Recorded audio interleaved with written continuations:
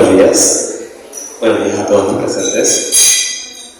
Empezamos entonces la jornada final de este seminario de formación Martí, Educación y Cambio en América. Esperamos que hayan encontrado provechosos estos 2 días de discusión, de reflexión sobre su obra, su vida. Quisiéramos el día de hoy enfocarnos un poco más en un texto que hemos preparado en conjunto con el doctor Guillermo Castro, auspiciado por él, llamado Textos sobre Educación. Quisiera llamar al doctor Guillermo Castro, que pase adelante, que nos cuente un poco sobre esta experiencia y sobre esta obra. Doctor Castro. Muy bien, gracias.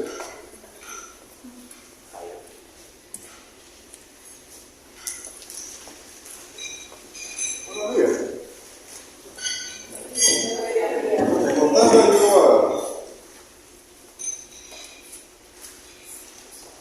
a Aura hace un rato, algo que ya yo creo que no imaginaba, es que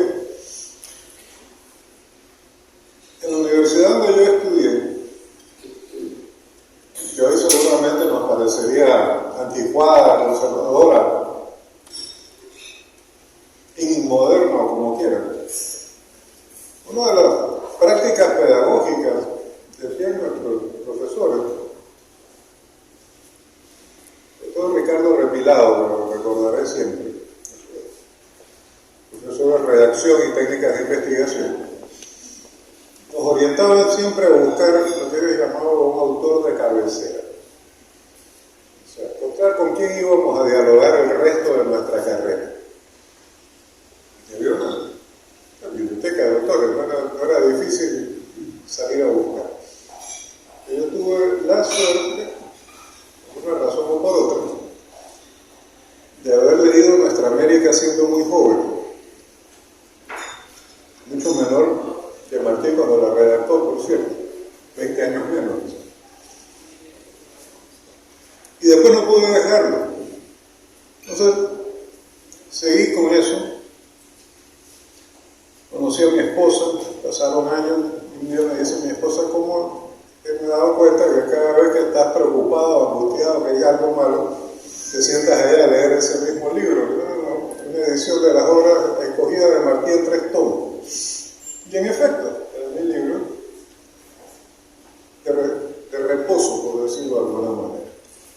Después pude hacer la maestría en México. La tesis de maestría fue un intento de estudiar el vínculo de continuidad y cambio entre 2 grandes fundadores de nuestra América, el primero José Martí y el segundo José Carlos Mariátegui, el peruano. Pero para poder hacer una tesis de maestría en México, había que soplarse las obras completas de Martí. No podía hacer una maestría con obras escogidas.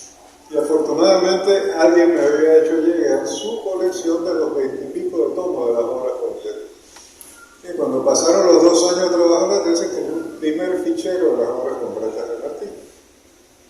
Y pasaron otros años, fui a hacer el doctorado. El doctorado consistía en una investigación para elaborar una propuesta, digamos, de, ¿cómo diría yo? Un texto, un marco de referencia para estudiar la historia ambiental de América Latina. Yo me diría, el señor leyó ecología, leyó esto, sí, pero empezó por Martí. En sus cuadernos de apuntes, en algún lugar dice que toda la historia al final es la historia de la interacción entre los seres humanos y la naturaleza y tal, y por eso no fui. Yo terminé aquí. Así que cuando la vida me trajo al momento de vincularme a la ciudad del saber, conocer, ver a Nadia en acción, ya no como alumna, sino como creadora, tuve de dónde sacar esa antología. No es un rapto de ocurrió un día, ¿no? Sino que pude hacerlo porque venía haciendo. Y esa es la mejor manera de relacionarse con Martí, como un compañero de trabajo y además como un amigo solemne, decidí hoy leer esta cosita que es una elaboración que va un poco más allá del prólogo de este libro, de la introducción a este libro, que dice así. En primer lugar está dedicado a la maestra Lourdes Castro Lozano, en sus niños. Me estoy refiriendo a mi hija mayor, con Lourdes, que Lourdes tiene una cualidad muy singular y muy común en América Latina. Nuestra hija Lourdes es profundamente martiana y no lo sabe. América Latina está llena de martianos que no saben que son martianos y un día se descubren a sí mismos en la lectura de las obras de Martín. Creo que a varios en este salón quizás les ocurra eso. Y dice así: quisiera empezar por lo justo y necesario, en un acto de homenaje a José Martí como el que nos convoca. Agradecer a Nadia de León y sus colaboradores, que han sabido emprender el camino que lleva a transformar un átomo de luz en el centro de investigación educativa que tanto necesita nuestro país. Dentro de esos colaboradores, quiero expresar mi aprecio por la gentil eficiencia de Aura López como organizadora y la eficacia incansable de José López como diseñador, editor y lo que haga falta. A eso solo cabe agregar con creces el agradecimiento a Marlene Vázquez por contribuir a nuestra educación martiana desde la entrañable luz de los espíritus de Juan Marinello, Armando Hart, Cintio Vitier, Fina García Marrús y Roberto Fernández Retamar, por mencionar apenas a la vanguardia de esa colectividad. Ella podrá explicar después quiénes son, si hace falta. Martianos todos ellos y maestros de martianos. Ese aporte tiene en particular, ustedes saben que Armando Hart fue ministro de Educación a los 31 o 32 años y en 2 años había eliminado el analfabetismo de Cuba. Y terminó dirigiendo el Centro de Estudios Martianos. No, el centro, no, el programa martiano de Cuba y la Sociedad Cultural José Martí. Cuando yo lo conocí ya era un hombre mayor, pero tenía una aura de luz que solo podía expresar lo que habían sido aquellos años iniciales de garantizarle a todo cubano el derecho a leer, educarse y formarse su cultura. De los demás podrá hablar Diana. Ese aporte de Marlene tiene en particular, para quienes se acercan por primera vez a aquel que los cubanos llaman el apóstol, tiene la virtud de ayudarnos a entender y prever 3 grandes riesgos presentes en la lectura de Martín. El primero de esos riesgos es el del anacronismo, que nos lleva a asumir como si fueran contemporáneos pensamientos y situaciones correspondientes al último cuarto del siglo XIX, y eso hace su rato, si estamos en el primer cuarto del XXI. Hagan su aritmética. El segundo consiste en la fragmentación, que nos mueve a recordar y citar frases aisladas de su obra, al calor del enorme atractivo estético y moral de su palabra escrita.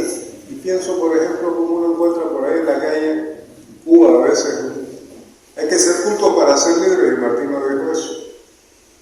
Ser culto es necesario para ser libre. Lo dijo de otra manera en otro contexto, pero la noción básica quedó. Y el tercer riesgo es el de olvidar su humanidad. Esto es, el hecho de que si lo sentimos como un contemporáneo, eso se debe a que fue por entero un hombre de su tiempo, como intentamos nosotros serlo del nuestro. La conciencia de esos riesgos facilita comprender lo realmente fundamental, que es la vigencia de la obra de Martí a comienzos del siglo XXI, sobre todo, pero no únicamente en el mundo iberoamericano. Y conste que digo iberoamericano y no latinoamericano, y lo hago con toda la malvada intención, porque no voy a permitir, en lo que me toca a mí, que un movimiento fascista, racista y etnicista como Vox pretenda apropiarse de la expresión. Y creo que debemos llamar por ese nombre a nuestro mundo, porque es el que hemos venido creando desde el siglo XVI. Con los grandes logros y los defectos de toda obra humana, a la que en nuestro caso concurren dos de las grandes fuentes de nuestra riqueza cultural y moral, la Iberia y el mundo indígena americano, que han sabido acoger el invaluable aporte que nos ha ofrecido desde lo temprano de nuestro tiempo, el África de la que provienen el amor a la vida y la creatividad de tantos de nuestros antepasados, incluyendo a mi abuelo Campo Elías Herrera, mulato de Popayán, en Colombia. Fue desde esa síntesis que Martí supo ver en su tiempo la incubación de problemas que han venido a madurar en plenitud en el nuestro. De allí viene la antología que hoy ofrecemos, referida a los vínculos entre la educación y la sociedad, que si en 1886, por mencionar una fecha, dejaban que desear en nuestra América como en Nueva York, en nuestro tiempo han entrado en una situación de crisis generalizada en regiones cada vez más amplias de nuestro planeta. Titular de ayer en Associated Press, el nuevo presidente de los Estados Unidos se propone desmantelar la Secretaría de Educación. Pero ahí va.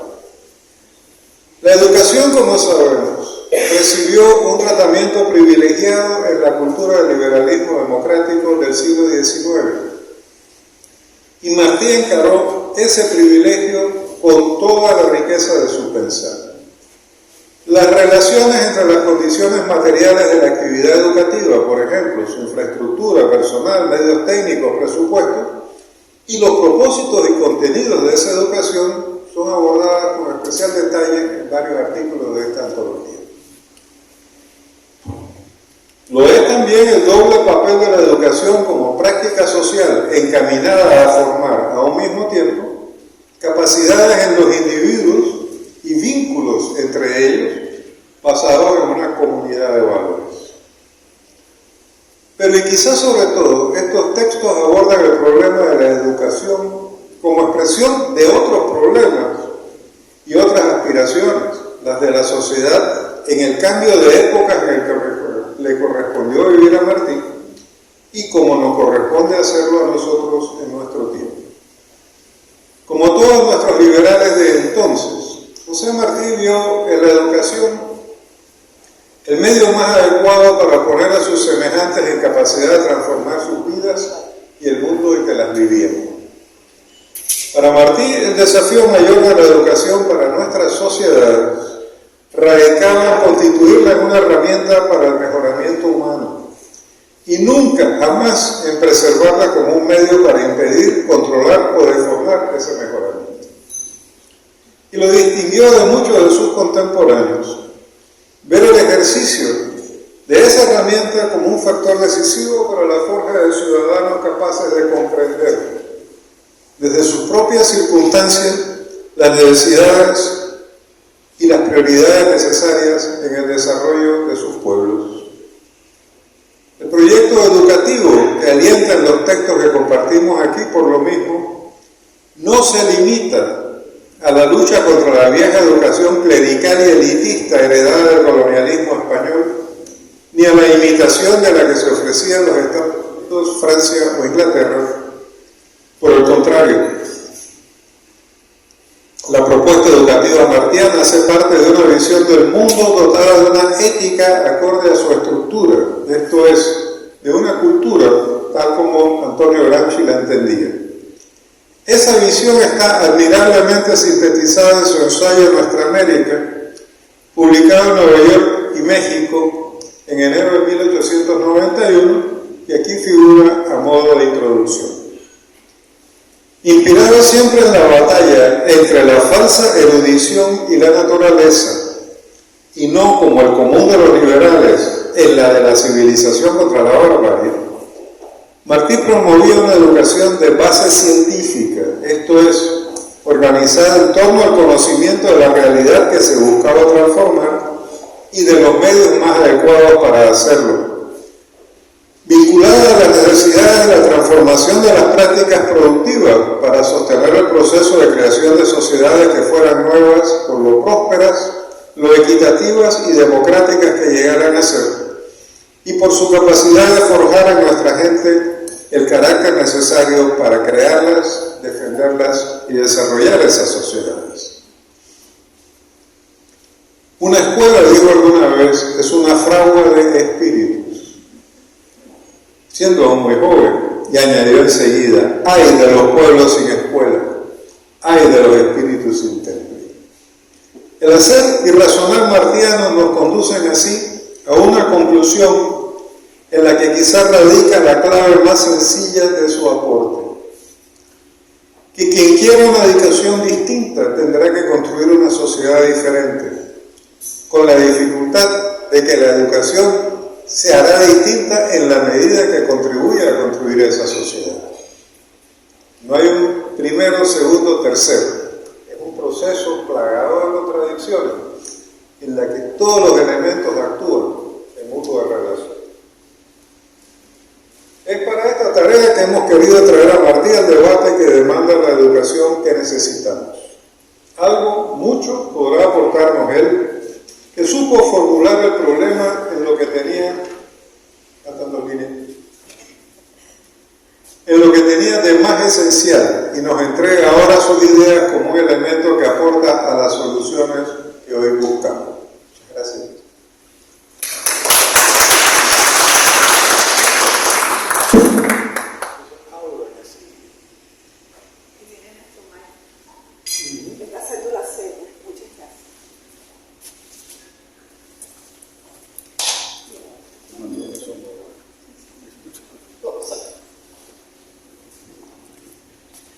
Llegó el momento que tanto esperábamos, la presentación del libro en formato electrónico, Textos sobre Educación,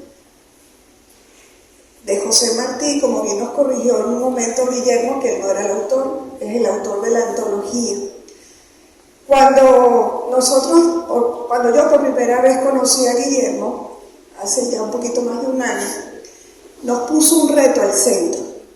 Y era buscar razones, fondo de los resultados que teníamos numéricos en educación. El saber el porqué, el reflexionar, el conocer la historia de Panamá, para poder entender esos números, no solamente con encuestas, con estudios cualitativos de entrevistas, sino ir más profundo. De esa conversación, hablando con Nadia, con nuestra directora, buscamos entonces algún ambiente donde nos encontráramos en diferentes disciplinas para entonces lograr ese networking, esas redes tan importantes que nos abrieron un poquito la puerta, de esa manera como nosotros estábamos haciendo las aproximaciones de los análisis que obteníamos en todas las áreas de investigación. ¿De dónde sale esto? Bueno, la primera nexos, si ustedes se acuerdan, era sobre Martí. Y de ahí el doctor Guillermo nos ofreció muy generosamente los derechos de autor de esa recolección de textos de Martí que hablaban o tocaban el tema de educación. Muy importante por lo que hemos aprendido a lo largo de este seminario de lo que significaba para José Martí, que no fue un pedagogo formado originalmente, pero tuvo mucho que decir, ¿verdad?, sobre el desarrollo de la educación. Aquí tenemos la obra electrónica. Ustedes en ese QR que están viendo en la pantalla, con su celular lo pueden tener, pero mejor. Todos recibieron a las 9 de la mañana, todos los inscritos al seminario, a las 9 de la mañana recibieron un correo de investigación @cielopanamá.org y ahí tienen el PDF con el libro. A futuro estará en nuestro repositorio para que sea una obra que sea consultada a lo largo, ¿verdad?, de todo el tiempo y de diferentes regiones, no solamente de Panamá. Nuestro repositorio lo pueden acceder también a la página web ciedupanamá.org, está abierto, pero está conectado con la plataforma Priscila de la CENACYT y está también en la referencia. Por lo tanto, esperamos que esta obra no solamente vaya a ser localizada nacionalmente en Panamá, sino que podamos tener a Iberoamérica consultando esta obra antológica. Y quiero terminar con lo siguiente. Cuando Guillermo me entrega la obra, me pide que yo haga el prólogo. Mi formación, a los que me conocen, yo soy ingeniera. Me sentí, creo que levanté la ceja o hice alguna mueca con mis labios. Y bueno, yo creo que él tuvo, como siempre, una doble intención. Al tener que hacer el prólogo, me leí con cuidado la antología. Y al leerme con cuidado la antología, tuve una aproximación muy particular con esa versión de Martí en la educación. Tomé el reto, espero que haya sido un escrito que valga la pena para que acompañe esa obra tan importante.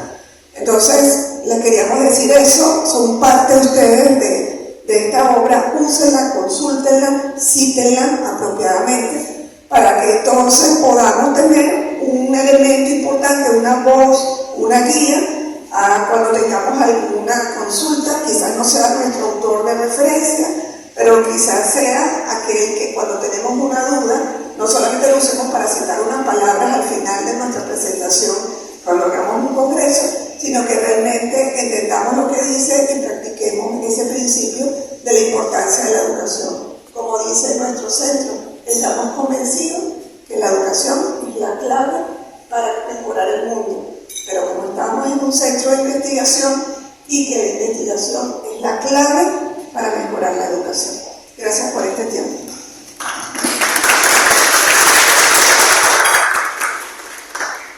Muchísimas gracias, Aura. Esperamos que todos hayan podido ya descargar el libro, escanear el código QR. Quisiéramos ahora recibir a la doctora Marlene Vázquez Pérez, que estos 2 días nos ha estado acompañando, nos ha estado hablando sobre la obra de Martí, invitándonos a reflexionar sobre ella. Doctora, hacémosla por favor con un caluroso aplauso.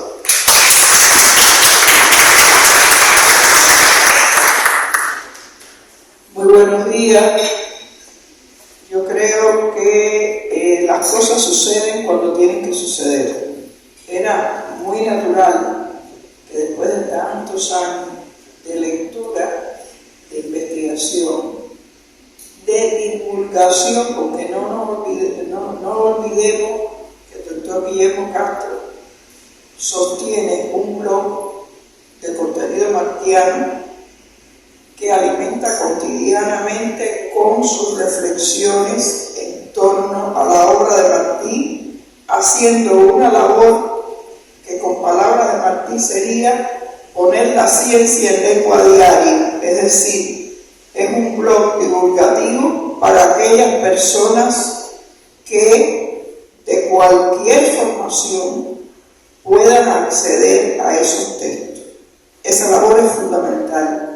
Y además, en la revista digital, que también sale en forma de blog todas las semanas desde Costa Rica y en la que intervienen intelectuales de todo el continente, la revista con Nuestra América, ¿no? Sí, con Nuestra América, allí hay intelectuales como Rafael Cuevas Molina, Andrés Mora Ramírez, participa Marcelo Colucci, Consuelo Ahumada y tantísimos más de todos los rincones de Nuestra América. Eso es hacer labor martiana, porque es una labor de difusión, de gestión del conocimiento y además de aglutinar voluntades que tienen por común denominador el amor a la cultura continental, el amor a las causas nobles de este mundo y el conocimiento explícito o no, porque se habla de muchísimos temas de la obra martiana. A lo mejor muchos de ellos, como decía Guillermo hace un momento, son martianos sin serlo. Y esa labor es fundamental. Sin saberlo, perdón, el error fue mío, gracias por acotarlo.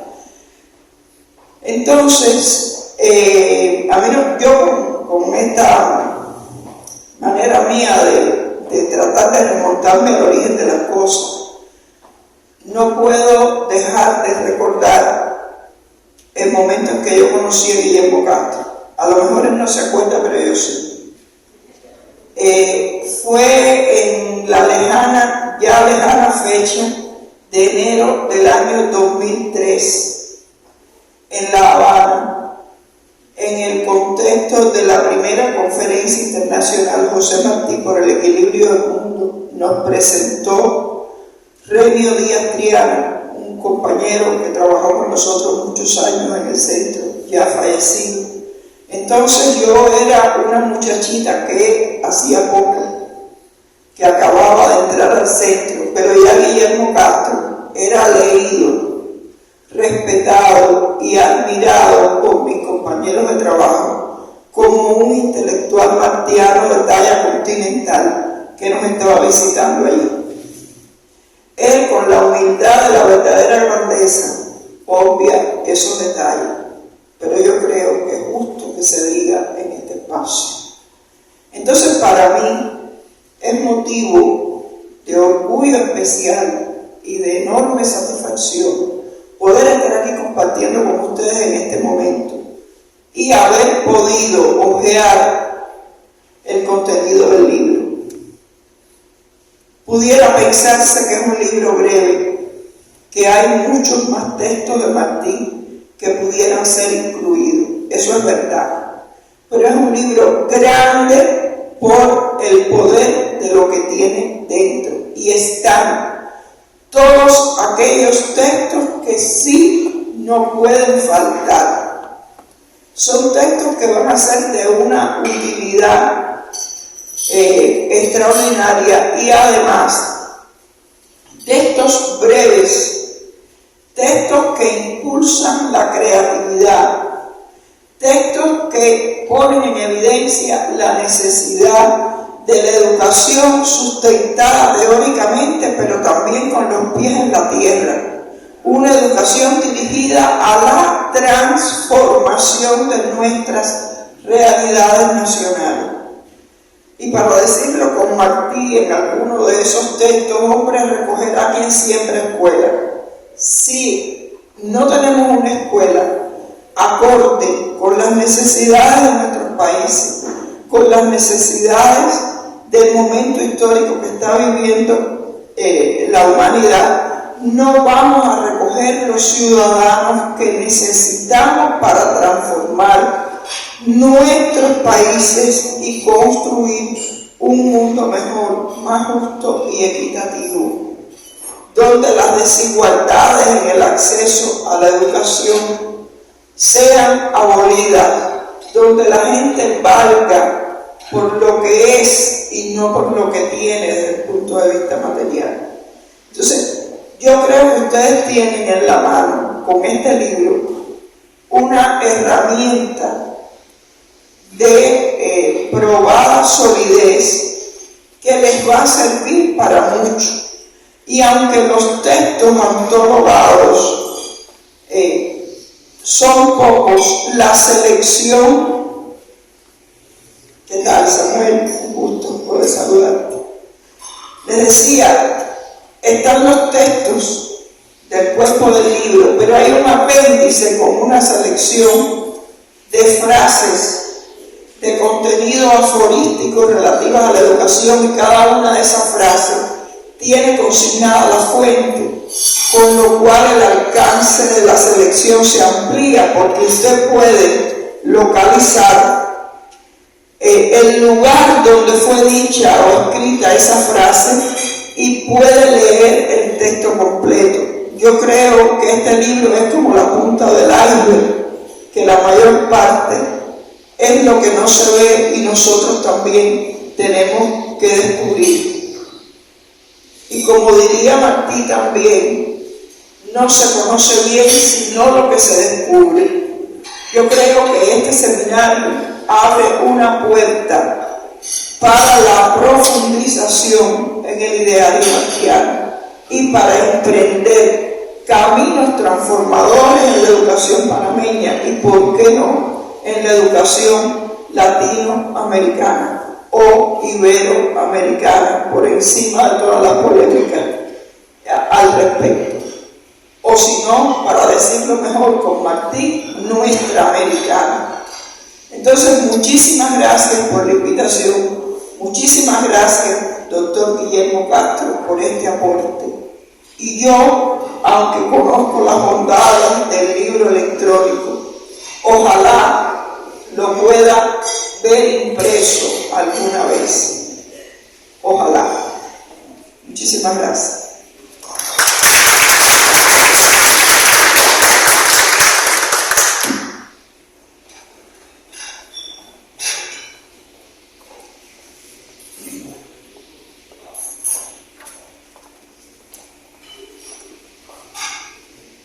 Muchísimas gracias, doctora Vázquez.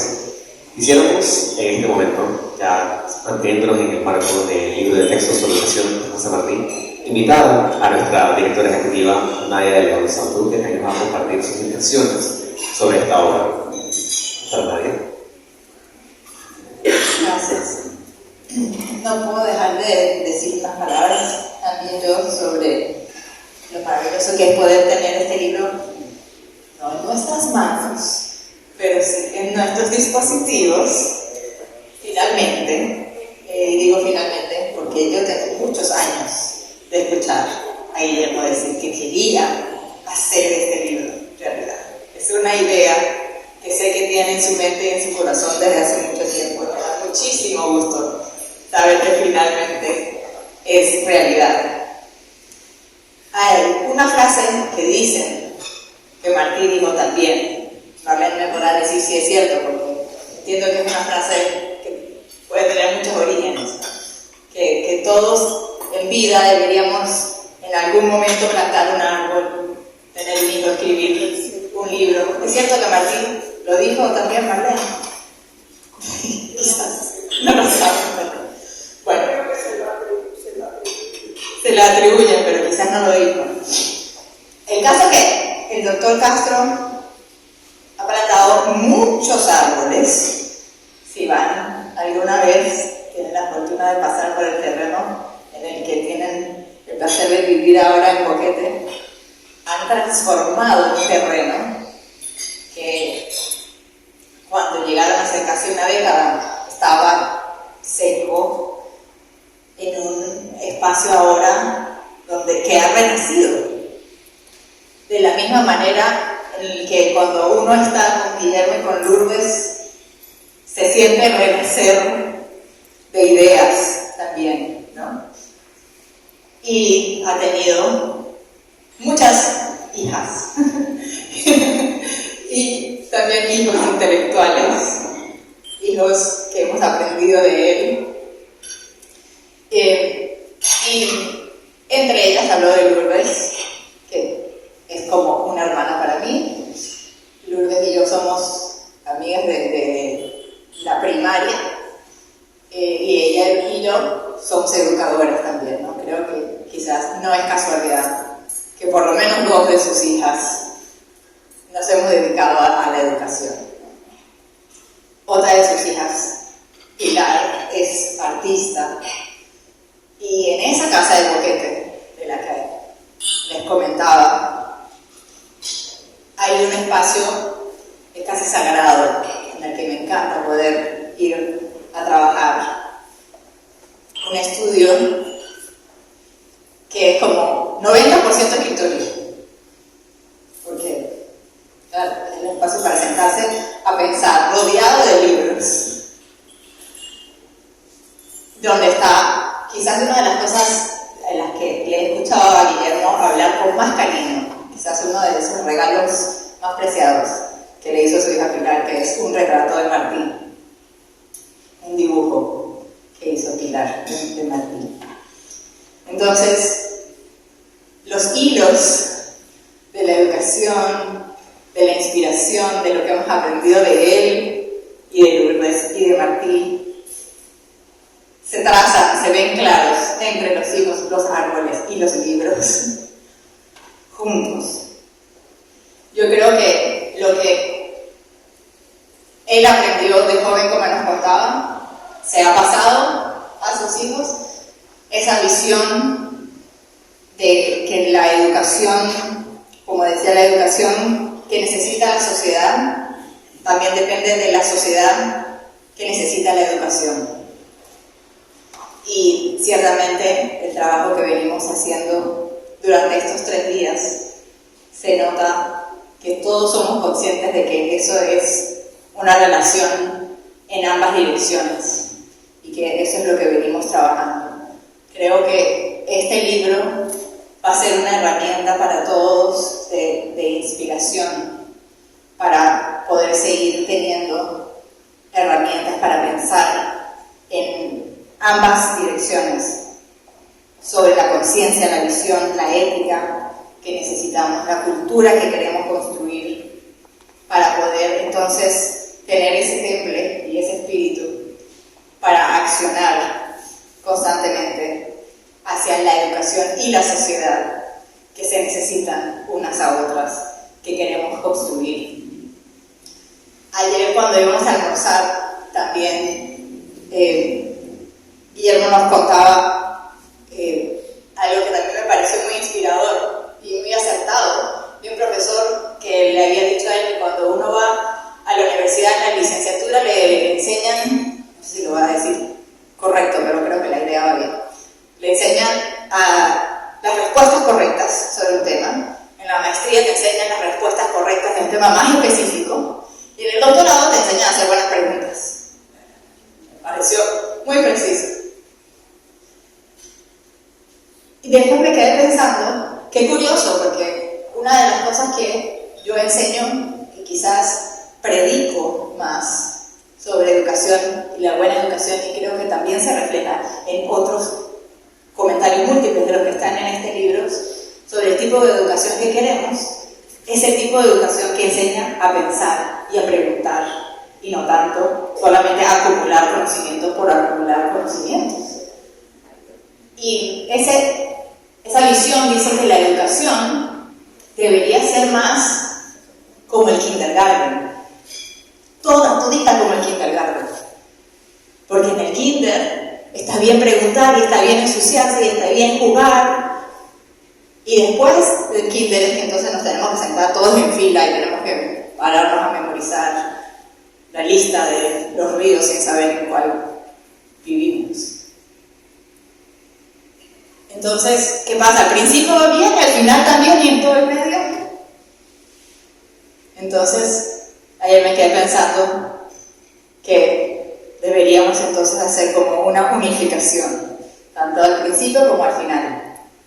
Las preguntas que han surgido durante todos estos 3 días que nos han invitado, todos los que han tenido la oportunidad de hablar, de comentar, de preguntar, pues de lo que hemos escuchado, ojalá con este libro sigamos teniendo la oportunidad de preguntarnos más y de inspirarnos. Gracias por haberte tomado el trabajo de juntar todos estos textos para nosotros, para que nos sigamos haciendo preguntas de ahora en adelante sobre la educación.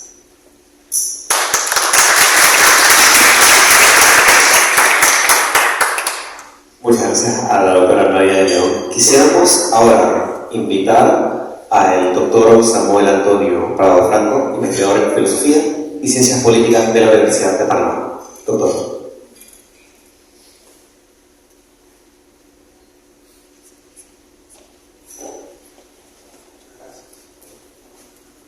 Muy buenos días a todos y todas. Para mí es un gusto poder compartir con ustedes en la mañana de hoy. Bien, yo quisiera empezar estas breves palabras con mi acercamiento personal a Cuba y a José Julián Martí y Pérez. Primero que todo, mi abuela nació en Cuba y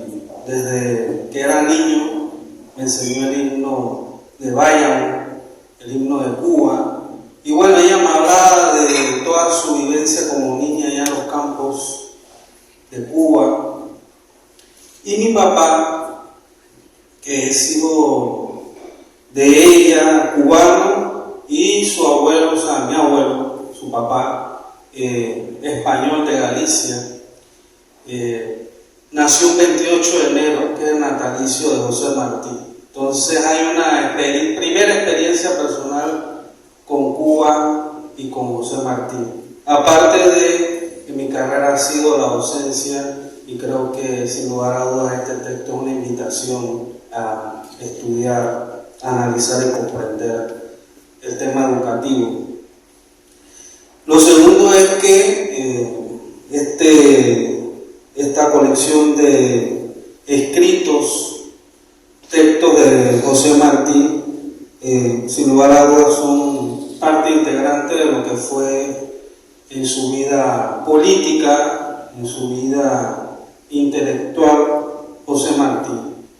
Y yo lo planteo así: educación y política son parte del mismo proyecto de José Martí, proyecto liberador, descolonizador y transformador, y no solo pensado como un cubano, sino efectivamente como un ciudadano del mundo.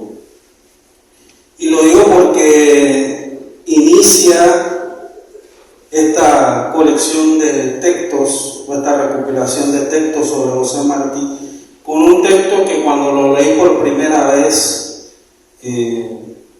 me fue algo dificultoso. Para mí fue un reto, Nuestra América. Yo diría que Nuestra América es un manifiesto político, ideológico, filosófico y educativo para entendernos como latinoamericanos. Yo creo que, y aún hoy, pese al tiempo que ha pasado después de su publicación, este texto nos ayuda a entender lo que somos. Y rescato ahí una cita que es muy conocida de José Martí: de trincheras de ideas valen más que trincheras de piedra.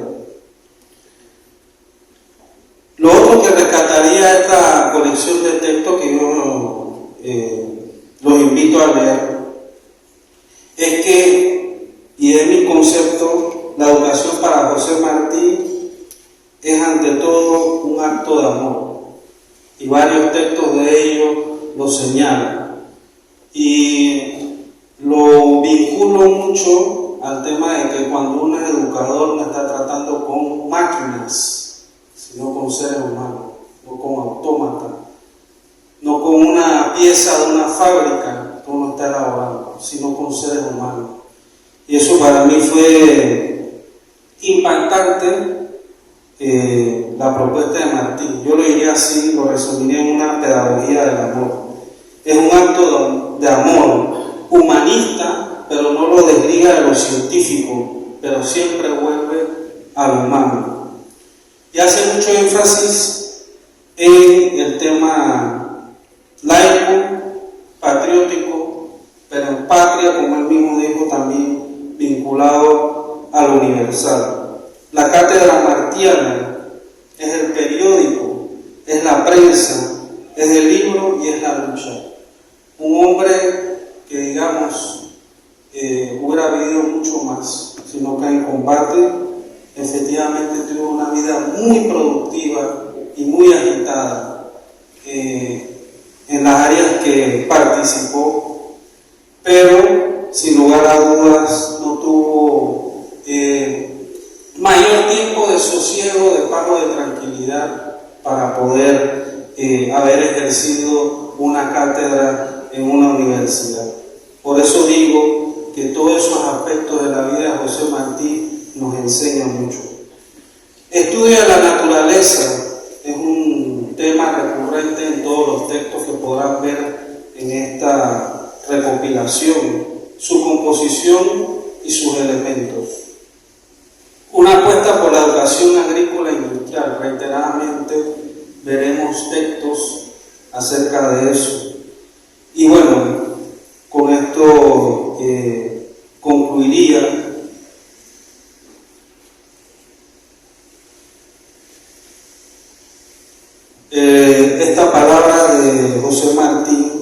creo que es una invitación a leer estos textos, y más en estos tiempos en que hablamos de educación, no solo a nivel de las instituciones públicas, sino también de la sociedad civil y todo lo que tiene que ver con eso, y más a raíz de todos los gobiernos que hemos tenido y que cuestionamos efectivamente cuáles son las políticas de Estado a nivel de educación.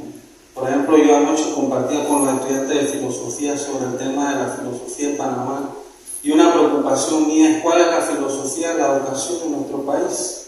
Creo que esta recopilación de textos de José Martí nos ayudaría mucho a entender qué es lo que buscamos con la educación, más allá de darle una laptop a un estudiante y no ver todas las condiciones, que eso es lo que creo que también encontrarán aquí en estos textos de José Martí, esa interrelación del ser humano con el medio y el contexto en donde está. O sea, la educación no es solamente el acto de enseñar, sino efectivamente todo lo que hay alrededor de una escuela, en una comunidad, y eso lo verán aquí.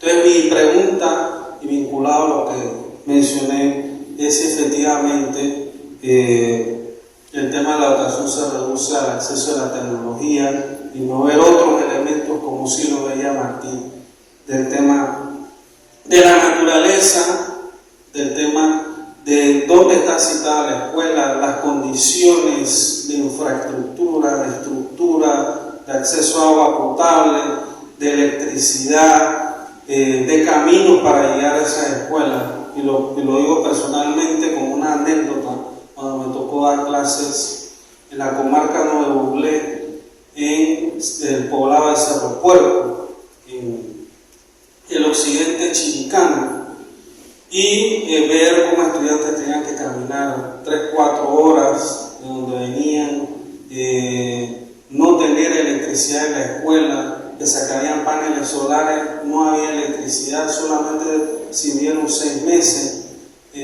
no tener ventilación.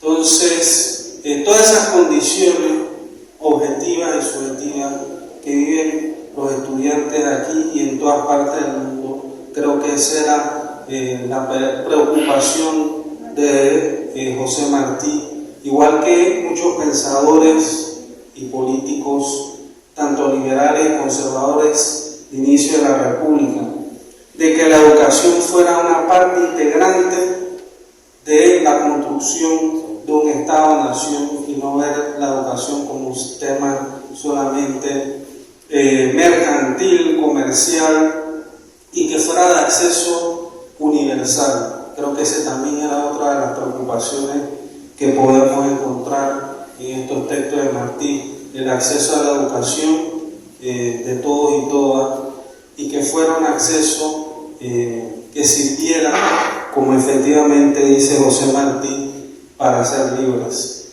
Yo quiero felicitar al doctor Guillermo Castro por esta interesante recopilación, que no solamente nos ayuda a nosotros los educadores a tener una visión más amplia y más profunda de la educación, sino también a todos los interesados en el tema de la educación, que no solamente tienen que ser efectivamente los educadores, sino creo que cualquier ciudadano y ciudadana que esté en un país y que quiera aportar, y creo que uno de los temas fundamentales, que debe ser un tema fundamental de Estado y de sociedad, y que muchas veces no es un tema que es puesto en manos de las personas que no tienen ni los mejores conocimientos ni tienen las mejores intenciones para poder llevar eso a cabo. Así que con esto terminaría, y agradecerle también la oportunidad al CIEDU por dar estas palabras. Muchas gracias.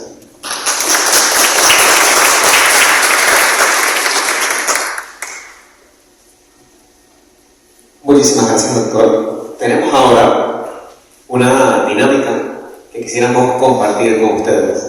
Aprovechando y haciendo hincapié sobre la obra epistolar de Martí, les vamos a hacer entrega a cada uno de ustedes con un sobre que contienen partes de lo que son los textos de este libro, textos sobre educación.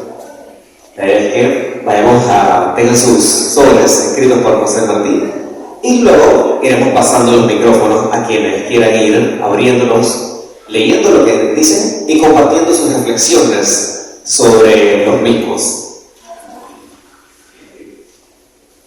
Creo que ya se han entregado todos los sobres, así que ahora, líder autocrática de la democracia.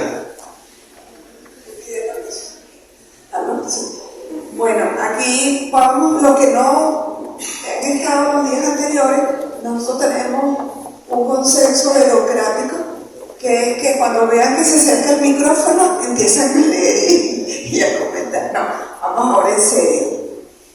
¿Alguien quiere leer el texto? Todos esos textos son parte del libro, ¿verdad?, de la antología, y fueron seleccionados de diferentes formas.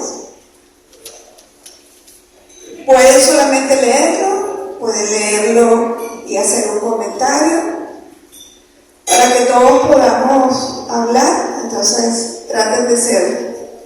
Aquí viene la de Lota, no te salvaste, hubo un voluntario.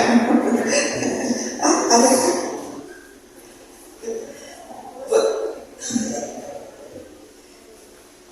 Buenos días. Texto sobre educación. La educación no solo debe enseñar letras y números, sino también equipar la mente y el espíritu para enfrentar con valentía y propósito las faenas de la vida. José Martí. Muchísimas gracias. Tenemos a otra persona entusiasmada por empezar su reflexión con estas cartas entregadas por José Martí. Ya tenemos a alguien. Hola, buenos días a todas y a todos. A mí me tocó la siguiente frase: la escuela ha de equipar la mente para la faena de la vida. Y para comentarlo brevemente, como lo entiendo así con la primera lectura, aquí se empezó este seminario diciéndonos algo así sobre, creo que fue el profesor Castro, la necesidad de pensar, y en ese sentido de saber pensar. Entonces, cuando aquí dice que hay que equipar la mente para la vida o para la faena de la vida, voy a hablar como estudiante, que yo nunca he sido docente.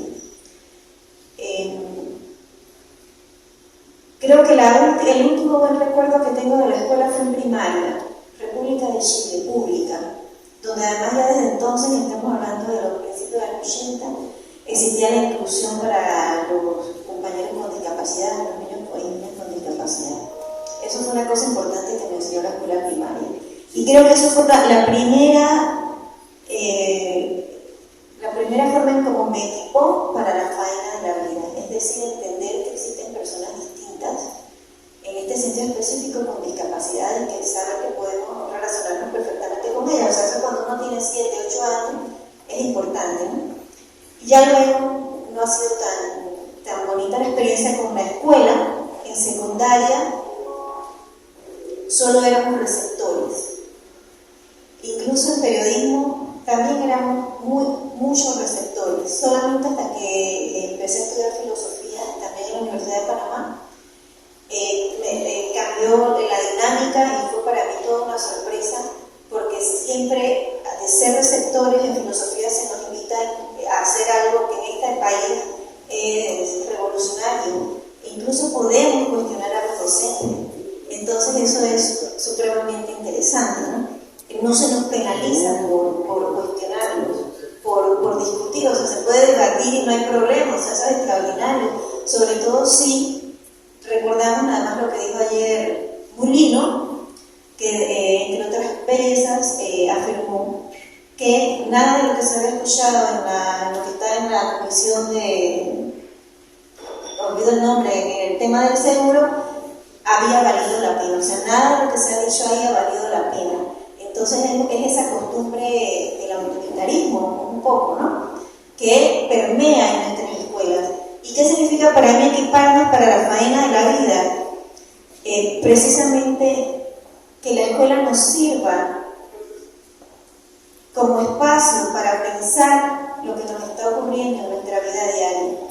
A veces uno se ha empeñado mucho en especializarnos, bachiller en turismo, bachiller en esto, bachiller en lo otro. Hay tanta especialización, pero si uno le pregunta a alguien, ¿y qué tú piensas de tal cosa? Ay, yo no sé. Ay, a mí no me interesa la política. Ay, entonces es como vivir, digo yo a veces, vivimos como amebas. Simplemente nos levantamos para trabajar y regresar a la casa, pero no nos tomamos el tiempo de pensar las cosas que nos afectan, ¿no? Y en esta realidad un poco crítica, no solamente vamos a hablar del tema climático, ambiental, sino nuestra realidad más inmediata, como la seguridad social, como el tema ambiental, como el tema del asunto de la mina, la hidroeléctrica. Y si me voy un poquito más lejos, que son, temas que a mí me interesan, el conflicto en Gaza, entonces, ¿con cuántos podemos hablar del conflicto en Gaza? ¿O qué podemos decir sobre la seguridad social y nuestras jubilaciones? Entonces, para eso debe servir la escuela también, ¿no? Porque uno necesita capacidad de saber leer, sumar, multiplicar, ciencia, todas esas cosas. Pero eso son habilidades técnicas. Yo necesito habilidades para la reflexión. Gracias.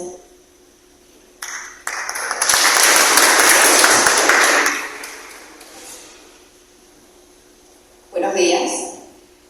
El pensamiento dice: los juguetes del niño son una energía el vapor de la locomotora, la fuerza y la precisión de la imprenta son las llaves de la industria y el progreso. Cuando lo leí al inicio, digo, wow, qué tan profundo, ¿no? Y lo relacioné a la vida cotidiana. Hoy día nos entregamos un celular y se vuelven unos gamers, ¿verdad? Tengo un sobrino en Puebla que ayuda a recoger los huevitos de la abuela, donde tiene una cría de aves. Y ya el niño se ve con la compra de 5 pollitos para seguir teniendo huevitos. Entonces sí es importante los juguetes o con qué rodeamos a los niños, porque eso le marcan realmente las decisiones para el futuro. Y el otro hermanito quiere ir a una escuela agropecuaria en San Benito. Entonces de ahí nacen nuestros médicos veterinarios y nuestros agrónomos. Sin embargo, aquel sobrino que tengo, que por cosas de la vida debe permanecer en un apartamento encerrado y sus juegos son, pues con la computadora y tal, pues aspira a ser, imagínense, un influencer y vive pendiente de los videojuegos. Entonces, hace 100 y pico de años ya José Martí lo veía, como el entorno, los juguetes, lo que le entregamos a los niños, le marcan el futuro. Y lo otro es la locomotora, o sea, la industria, las industrias de transporte, las operaciones, nosotros por el canal y las diferentes transportes de carga, las industrias como la imprenta, los periódicos, los medios de comunicaciones, son las llaves de las industrias y el progreso de nuestro país. ¿Qué nos venden a través de esos medios de comunicación? ¿Cuál es la información que nos dan? Ahí deberíamos de tener un criterio informado, un pensamiento crítico para poder discernir y discriminar, que realmente es lo importante, y poder entender el futuro de nuestro país. Gracias.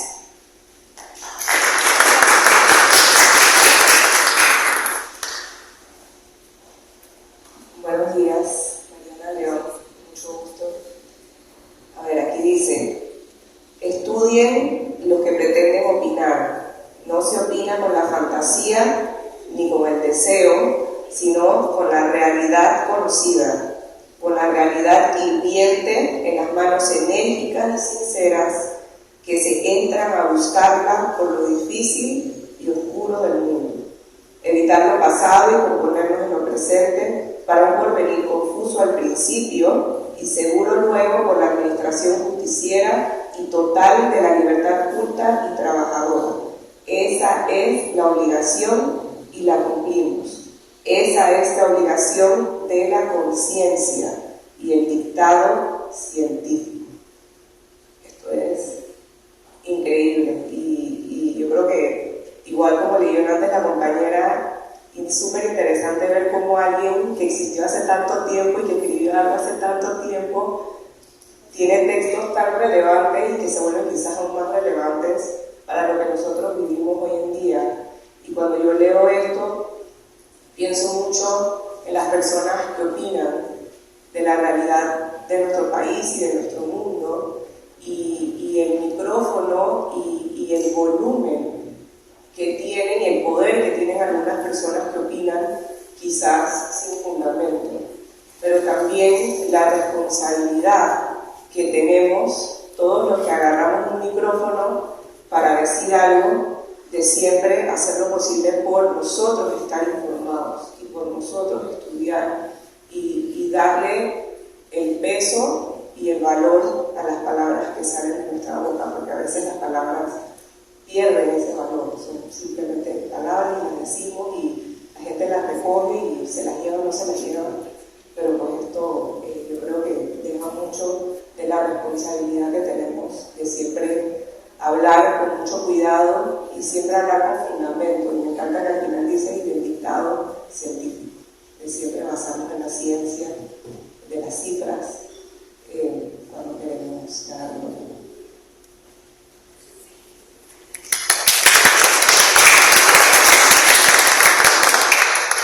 Buenos días. El texto o el pensamiento que tengo aquí dice: la verdadera escuela no tiene muros ni anuncios. Enseña al aire libre, bajo la sombra de los árboles, y forma almas libres que buscan la belleza en la naturaleza y la sabiduría en las estrellas. Me quedé pensando y me llevó a que la verdadera escuela no tiene muros ni anuncios, y la escuela es la vida. Me remontó al nacimiento de cada uno de nosotros como seres humanos, que nacemos y no sabemos cuándo vamos a morir, ni tampoco supimos cuándo íbamos a nacer. Y la propia vida en ese recorrido que llevamos de acuerdo a la edad cronológica que tenga cada quien, nos va enseñando y se convierte en una escuela del diario vivir y del diario hacer muchas cosas con propósitos y con visiones que cada uno trae en el momento en que pisa esta hermosa tierra. Y dice que enseña al aire libre, porque la vida es así. La vida nos va subiendo como por peldaños, por toda una escuela de aprendizaje, porque al final de los tiempos de cada uno nos vamos dando cuenta que es un aprendizaje, lo bueno o lo malo que nos pueda pasar. Debe convertirse en una escuela para cada uno de nosotros.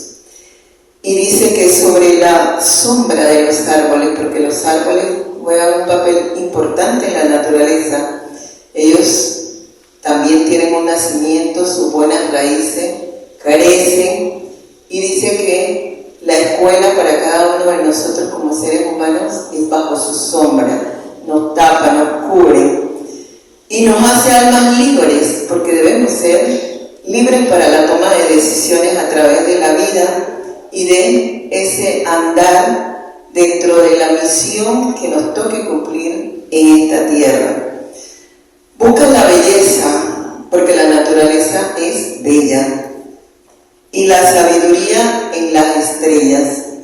Y las estrellas son aquellos astros, y me quedé pensando que desde muy niña, yo vivo en Colón, en Portobelo, vengo de allá, de ese lugar de costa donde uno se sienta y mira las estrellas, y a veces hay estrellas que son, uno le llama fugaces, ¿verdad? Porque las estrellas son cuerpos celestes, se dice, que simbolizan esperanza, guía y la eternidad. Ellas están, estuvieron y siempre estarán. Y cuando uno a veces ve esas estrellas fugaces, uno tiene la tendencia a ver lo que le enseñan a uno a sus abuelos. Pide un deseo, y en este verso le da una gran importancia a la sabiduría a través de esos astros. Y que uno tiene que tener dentro de la educación un alma libre y querer y hacer lo que nosotros tenemos que hacer y que nos fue destinado desde un inicio. Muchas gracias.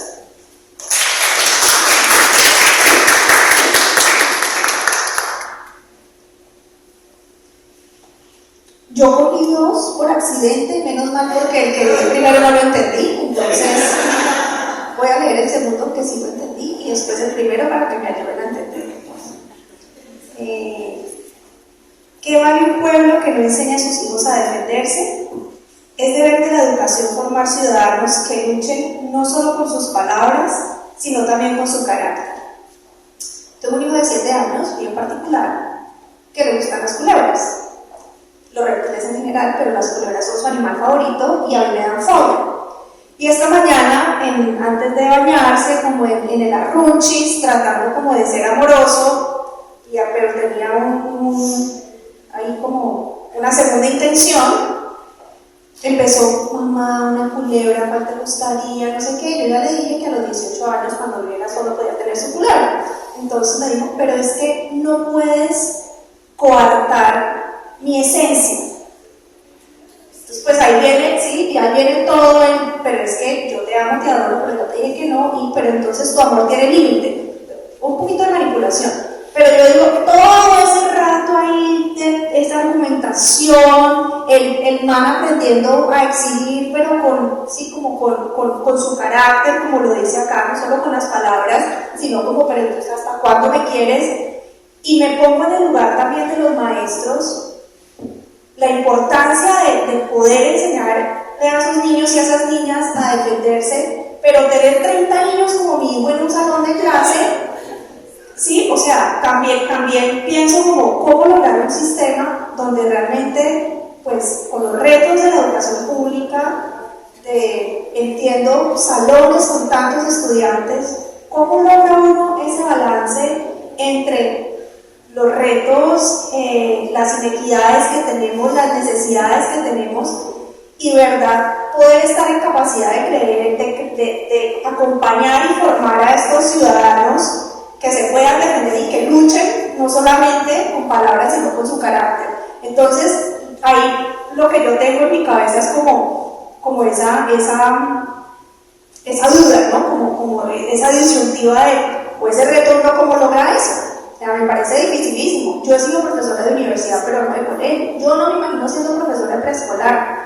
O sea, yo me quito el sombrero a las profesoras y los profesores de preescolar, porque no me imagino tener que enseñarle a mi hijo, y si no tiene 30 como esos, pues deberían como jubilarse bien jóvenes, porque me parece dificilísimo.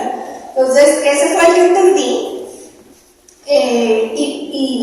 y creo que lo que me faltó un poco allí es, sí, o sea, entiendo la frase, pero a la luz de hoy, no sé si él en su época pensaba que en el 2024 esos problemas iban a estar resueltos de infraestructura, de salones muy llenos, para poder lograr como ese propósito. Lastimosamente todavía no estamos ahí, ¿sí? Creo que sigue siendo un reto grande. Y el otro, que no sé quién me ayuda a entenderlo, es indispensable crear a los espíritus aislados una atmósfera común. Es indispensable alimentar la luz y achicar la bestia.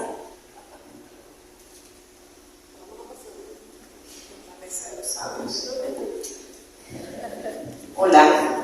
Un momentico para que le contesto.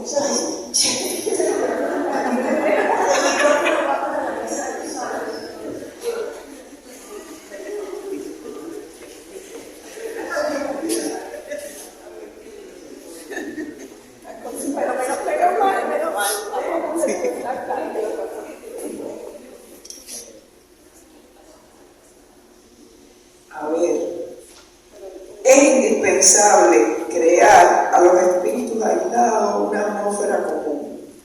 Es indispensable alimentar la luz y achicar la bestia. Esto es todo un símbolo desde el punto de vista poético, es una gran imagen ahí. Y la luz para mí es la sabiduría, es la bondad, es todo lo positivo. Y la bestia es ese animal que todos llevamos dentro y que a veces puede tener impulsos de ira, que a veces puede hacer cosas de las que luego se arrepentiría. Bueno, no veo aquí la fuente, porque si tuviera la fuente pudiera hablar del texto a lo mejor con mayor propiedad, pero esto me hace recordar uno de Maestros Ambulantes, que a lo mejor lo tiene alguien, que dice más o menos así, que los hombres todavía son máquinas de comer y relicarios de preocupaciones, y es preciso hacer de cada hombre una antorcha. El animal es la máquina de comer, y el que está anclado a lo contingente, a las necesidades, al disgusto, a todo, y la antorcha es eso, la luz.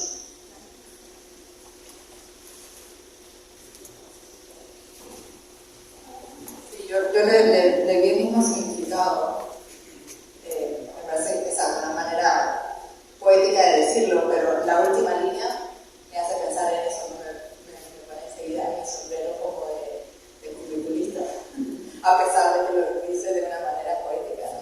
Me pongo a pensar, de los muchos currículums con los que yo me he involucrado, yo creo que el que más me gustó fue el de la escuela de mis hijos, de la Canadá, precisamente porque tiene toda una sección de habilidades socioemocionales, y eso me hace pensar en esa parte, ¿no? de achicar la bestia y de crear la luz, ¿no? Porque ahí pensamos precisamente en esas habilidades de luz que queremos cultivar, que es la empatía, y en cambio en achicar la bestia es como el que enseñamos a manejar la rabia, etc., ¿no? Y existen muchos currículos hoy en día.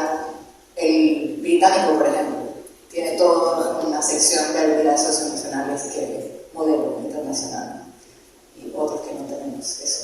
Así que, en cambio, la primera parte, crear el espíritu sagrado es una atmósfera común, y me parece que hay que crear comunidad. Sí, pero pensemos, ¿por qué nos llama la atención? Pensémoslo desde la práctica. La esencia de cualquier metodología es el análisis concreto de problemas concretos. Puedo poner un ejemplo. Un conocido que estudió Derecho en una universidad prestigiosa, que llegó un día a la casa a decirme que estaba choqueado porque un profesor se ve dedicado a un ejercicio de antisemitismo en clase. Bueno, hay unos problemas en Panamá, lo que fuera, pero no, la culpa la tienen los judíos porque son. Eso es educar a la bestia, eso es fortalecer la bestia. Pero nosotros vemos cómo, de una manera o de otra, los viejos prejuicios de la colonialidad, de la etnicidad, del racismo, se cuelan por la realidad, de una forma o de otra. No sería el caso ponernos a hacer ejemplos, pero todo lo que nos aleja del mejoramiento humano, todo lo que nos aleja del ejercicio de la utilidad de la virtud, todo lo que nos aleja de la lucha por el equilibrio del mundo, fortalece a la bestia. Nosotros vivimos en un mundo de todos contra todos. Hay un momento en que Martín Nueva York está escribiendo algo, alguien que se recuerda la fecha, la página y la línea. Yo no porque no tengo esa virtud, pero hay un momento en que él, quejándose, dice: aquí se vive a dentelladas. Y es verdad, en Estados Unidos vive a dentelladas. Lo normal es estar todos contra todos, en una lucha feroz por salvarse cada uno. Entonces, ahí lo primero es el fortalecimiento de la bestia constantemente. El cultivo del odio, el cultivo del resentimiento. Las elecciones donde se plantea limpiar al país de la mala sangre que traen los de afuera. Eso es o no es alimentar a la bestia. Pero además, una cultura en la cual también allá, acá y acullá, o sea, no estoy diciendo que sea un problema de un país Pero también se le ocurre que, bueno, vamos a prohibir estos libros de la biblioteca, no podrán estar aquí. Y van a decir, la cabaña del tío Tom hay que prohibirla. Y ahora viene los medios. Perfectamente imaginable ese. Que se ha convertido en una corriente política, una corriente ideológica. Después veremos qué nombre le cabe, si es neofascismo, si es fascismo, si es lo que sea. Pero no podemos negar la realidad de ese fenómeno. En un mundo en cuya crisis hay corrientes poderosas que buscan alimentar la bestia. Nosotros tenemos que fomentar la luz. Ahí hay un conflicto. Martín nos llama a reconocer que ese conflicto existe y que está en el deber del educador, asumirlo y enfrentarlo, a menos que esté convencido de que es bueno promoverlo. Siempre hay. Disculpen Yo quiero agradecerle a Ana, para los que no la conozcan, la doctora Ana Bolena, nuestra directora de incidencia, por la manera en la que comentó sobre sus dos papelitos, porque presentó preguntas y entonces nos abre a una conversación muy enriquecedora sobre los dos comentarios que hiciste. El primero que hiciste sobre tu hijo, yo pienso que esos retos existían cuando lo escribió Martí y siguen existiendo ahora, pero el principio de querer lograr eso a pesar de los retos se mantiene. Y en lo segundo, ¿qué es luz y qué es bestia? Si empezamos con esa discusión aquí, nos vamos hasta mañana, ¿no? Pero esa es lo que yo creo que varias veces en estos días, el tema de que educación para qué es la educación que queremos, y el tema de que en realidad no tenemos muy claro qué es la educación que necesitamos, o que pensamos que necesitamos, o que queremos. Al final esa es la discusión. Si nos ponemos a discutir qué es lo que consideramos que es luz y qué es bestia, ahí empezamos a definir qué es la educación que queremos.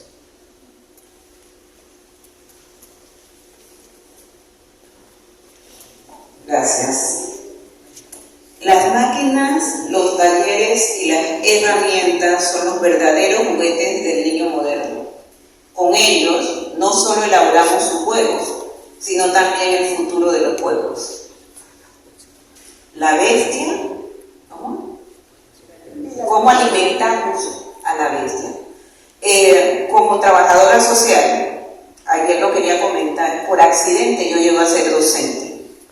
Sin embargo, en la formación como trabajadora social, una de nuestras principales funciones es trabajar con la gente, llevar a la gente a ese empoderamiento, a esa potencialización de sus capacidades. En ese sentido, estamos convencidos que la familia es la primera escuela de formación de la persona, de ese ser humano. Y es allí donde se crean los filtros para poder entonces convivir, escuchar, aprender, discernir cuál es el conocimiento que realmente nos fortalece como personas.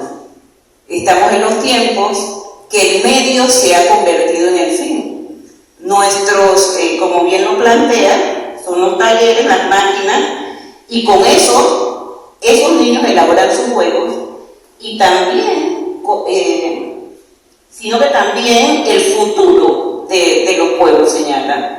Por tanto, al poder formar personas conscientes de que hasta en la escuela, en los espacios de aprendizaje, nos transmiten, como bien lo dijo el doctor Castro, en esos espacios, cuando nosotros lo que transmitimos supuestamente conocimiento y no entendemos que hay un renuevo de saberes, que esa otra persona no solamente es el oyente, sino es una persona que tiene postura, que tiene información que debemos intercambiar. Entonces vamos construyendo un conocimiento que debe de liberar, porque como se leyó aquí, escuelas que son muros, no puede ser. La escuela está inserta en un espacio donde hay dinámicas sociales, donde hay aprendizaje constante, y la realidad es que nuestros centros educativos están separados de las familias. Por lo menos en Panamá le podemos decir que se han creado los días en, no sé cómo se le llama, de repente las mamás más jóvenes pueden decir, puertas abiertas que es un día. La escuela debe ser de puertas abiertas constante, forma parte de una comunidad, y no es el verbo, sino es la acción, o sea, es un verbo que es la acción que permite que se integre todos esos saberes que confluyen y que existen dentro de una comunidad, y permiten entonces que nos robustezcamos para entender y conocer si lo que yo estoy transmitiendo alimenta a la bestia o realmente estoy llevando hacia la luz. Cuando reconozco el derecho y la participación y el aprendizaje importante para que construyamos, que debemos construir en conjunto.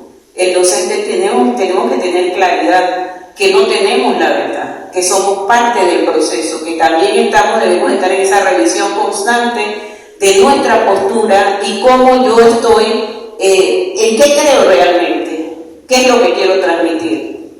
Y para eso tengo entonces que permitir que el otro también se sienta en libertad de poder compartir cuáles son sus posturas y sus opiniones. Interesante me parece el texto de educación.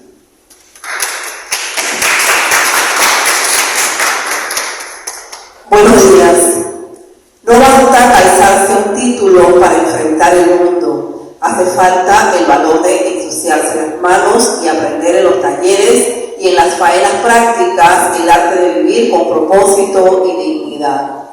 Para mí esta cita nos lleva a entender que la educación debe plantearse fines concretos y que no solamente estos fines tienen que estar planteados en conocimientos teóricos, sino que hay que llevar al chico, hay que llevar al estudiante a la práctica constante de estos conocimientos para que el aprendizaje realmente tenga un valor, para que para él eso que aprende significa algo. De lo contrario, solamente quedará como algo abstracto que sabemos nosotros que inmediatamente el chico, después de una prueba sumativa, después del ejercicio, pregúntele nuevamente para ver si sabe algo. No sabe nada, porque solamente lo aprendió para hacer un ejercicio y ganarse una nota. Lleve al chico a la práctica, a ver que eso que aprende realmente le sirve para algo y es efectivo para que le pueda quedar. Yo trabajo en un colegio secundario y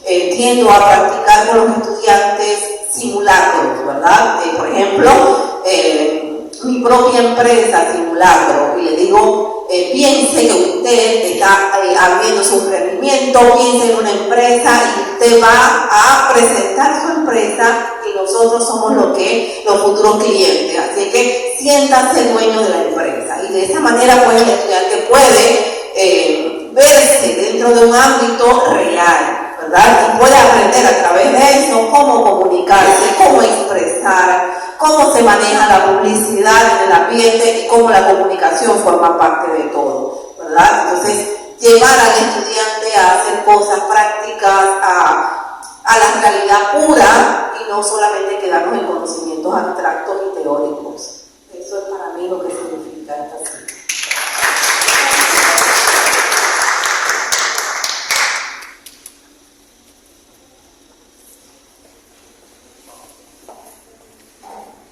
El arte nace del contacto directo con la vida, del estudio en el carril, del trabajo espontáneo y del placer de crear. Ahí está la verdadera libertad de la invención y la fuerza del carácter. Para mí, yo les mencionaba ayer que para mí esta parte poética de José Martí me llega mucho porque cuando yo empiezo a escribir poemas, pues también lo hago un poco desde esa perspectiva de crear a partir de la realidad de lo que se vive en el diario.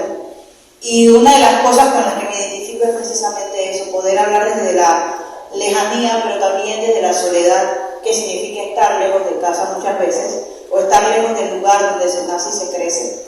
Y es una de las cosas con las cuales me identifico con José Martí. Y me gusta mucho porque yo les mencionaba también que yo conocí a José Martí hace ya más de 10 años, pero desde una perspectiva totalmente diferente a esta perspectiva desde la educación. Poder aplicar esa visión martiana al tema de la educación es una cuestión con la que estamos trabajando ahora y que me parece importante, sobre todo por ese dilema que tiene la educación hoy en día, sobre todo cuando hablamos del tema ético, de esa moral. Y que les mencionaba, ¿no?, que para mí José Martí tuvo una vida virtuosa desde el principio hasta el fin. Es decir, poder hacer el bien o tratar de hacer el bien y tener la libertad para poder hacerlo es lo que deberíamos tener cada uno de nosotros. Entonces, pues, eso.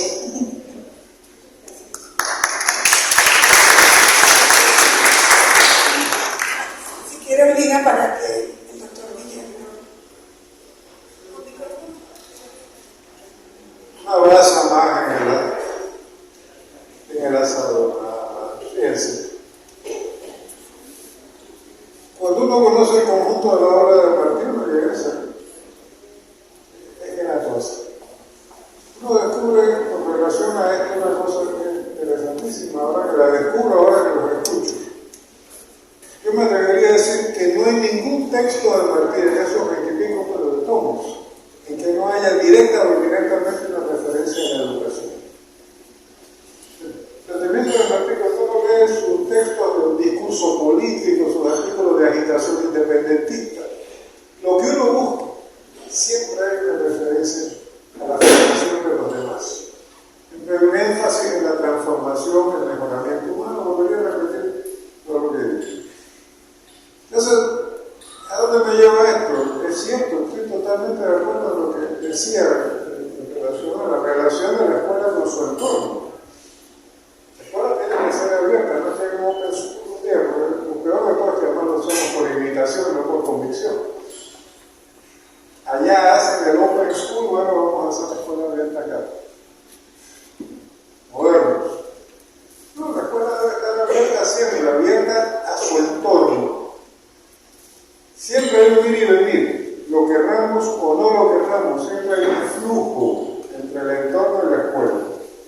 Si lo manejamos, ese flujo puede ser muy positivo, incluso la escuela puede ser un elemento de mejoramiento del entorno. Pero si no lo manejamos, podemos facilitar el desarrollo del desencanto y la desesperanza entre los estudiantes. Todo lo que aquí me dicen aquí suena muy bien, pero allá afuera es distinto. Entonces, bueno, yo aquí repito, memorizo, saco el 5, saco el 3x5, pero allá afuera es donde está la realidad. El educador tiene este desafío de interactuar, no solo entre el estudiante y el currículum, sino entre el currículum y la realidad en la que está enseñando, la realidad social del entorno de la escuela. Por eso no es fácil ser educador, es muy complejo. Es quizás la más compleja de las profesiones, si uno lo piensa bien. Lo otro que quería añadir es que hay un momento en que Martí está carteando con el director de algún periódico que lo está invitando a escribir. Yo digo estos comentarios con gran prudencia por razones que ya ustedes imaginan cuáles. Y dice aproximadamente que él solo critica con su silencio. Qué cosa muy interesante. Si no tengo nada bueno que decir, no digo nada. ¿Por qué dice él? Porque la crítica, al final, es el ejercicio del criterio. A veces no lo vemos en su relación, decimos tiene criterio, tiene esto, pero es muy crítico. No, la crítica es el criterio en práctica. Y ahí aparece en esta relación entre el entorno y la escuela un colofón que no puede ser más sencillo. Un criterio bien informado critica mejor que un criterio mal informado. ¿Cuál es la formación que el criterio necesita? Para ejercerse críticamente y llegar al propósito para que se está educando a la persona. Ese es como Martí insistía mucho en que en la realidad no había elementos separados. Él lo decía, con la tradición hegeliana española, todo se relaciona en sí por analogía. En el fondo es un pensamiento dialéctico, es la interdependencia universal ese nivel de abstracción que yo no logro alcanzar siempre. Pero la crítica al final es el ejercicio de un criterio capaz de comprender esa interrelación, entender que si se quiere modificar el elemento que está allá, hay que modificar el que está acá. Nada se modifica por sí solo, lo que se modifica son las relaciones entre los componentes de la realidad. Y yo creo que, aunque Martín no recuerdo que lo haya dicho así, ahí está uno de los núcleos, no de lo pensado por Martín, sino de la forma martiana de pensar. Esto es una nota.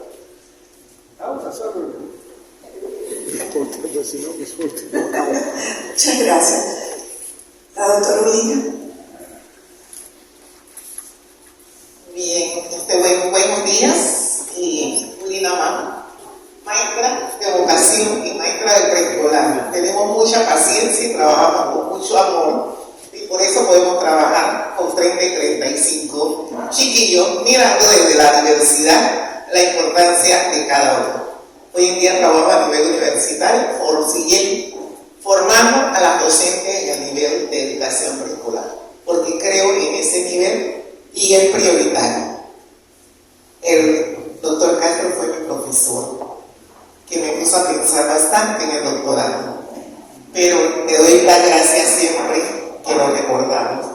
Mi texto dice así, me ha tocado: el hombre no es una estatua tallada en un peso duro, con unos ojos que desean, una boca que se relame y un diamante en la pechera de la plata.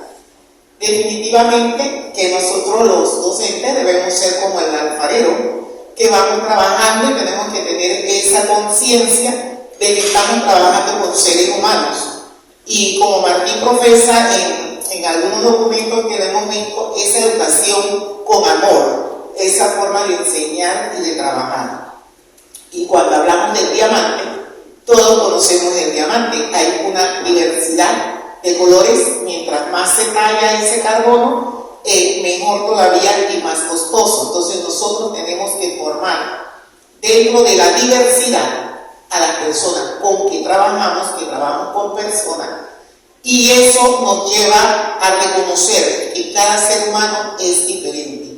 Tenemos que darle un trato diferenciado, pero tenemos que lograr que todos se puedan nivelar y que todos puedan en un futuro brillar. Gracias.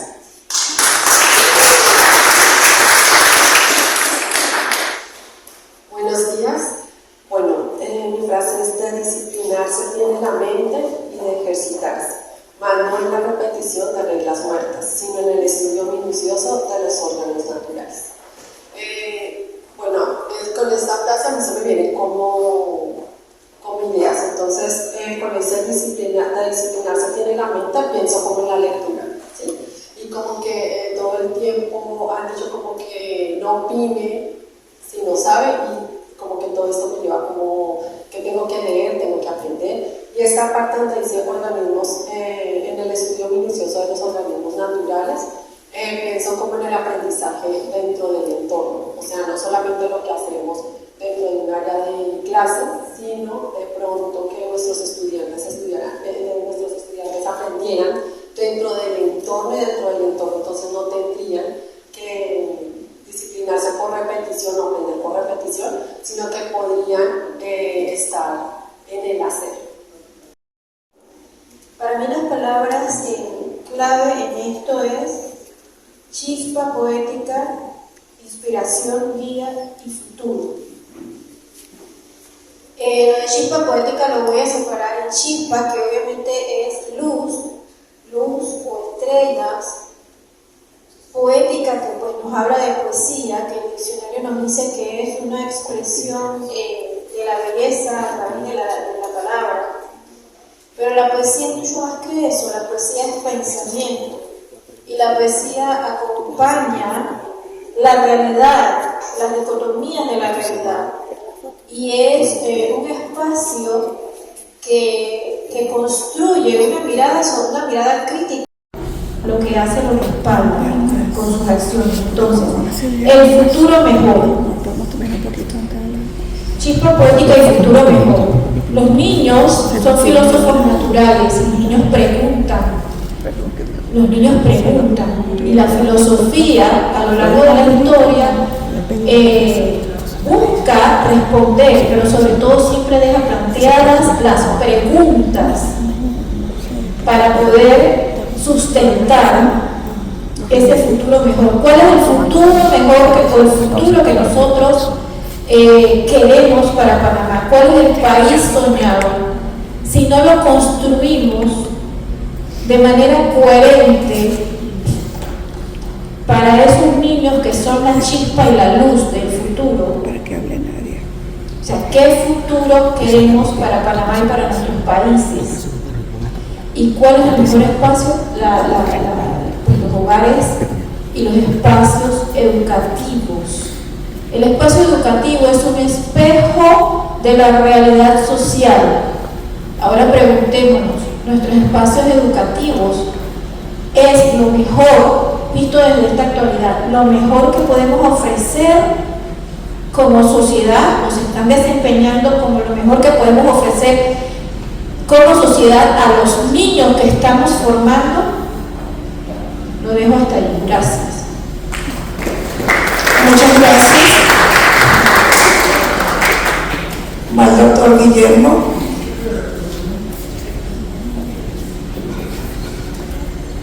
En relación a la coherencia, que es realmente un rasgo muy distintivo de Martí, que le costó muchísimo en términos de su vida y tal, pero eso es otra discusión.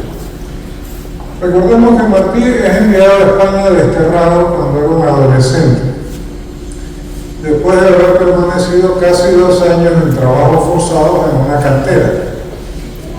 A los 15 años ya estaba partiendo piedra con un martillo. Llega a España desterrado por las autoridades españolas que gobernaban Cuba, que era una colonia de España en esa época.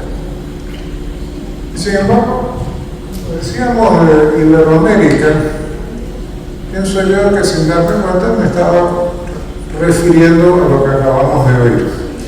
Quería leerles un libro donde esa coherencia, un fragmento pequeño de un libro donde esa coherencia aparece en su plenitud poética, que es el poemario que se llama Los versos sencillos. También es de los años, creo que es el 91 también, del año que produce Nuestra América.